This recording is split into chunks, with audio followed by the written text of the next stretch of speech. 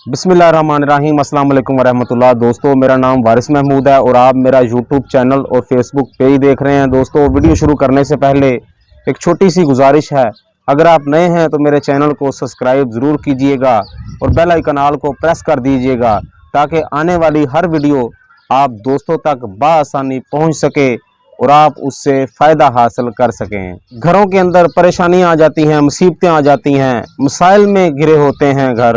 अल्लाह पाक सबके मसाइल हल फरमाएं। घरों के हालात बुरे हो जाएं, घर में बीमारी आ जाए, घरों में परेशानियां आ जाएं या मुश्किलों ने घेर लिया हो। अगर आप घर में अमन और सुकून चाहते हैं तो लीजिए इस वजीफ़े पर अमल कीजिए और घर के सारे अफराद इस वजीफ़े पर अमल करें। वजीफ़ा क्या है कि हर दिन हर नमाज के बाद 112 दफ़ा या रज़ाकू, या रहमानु, या सलामु, या रहीमु, हर नमाज के बाद रोज़ाना की बुनियाद पर ये 112 मरतबा आपने पढ़ना है। 7 दिन का, एक हफ्ते का ये अमल है। एक हफ्ते तक आप इस वजीफ़े को जारी रखिएगा।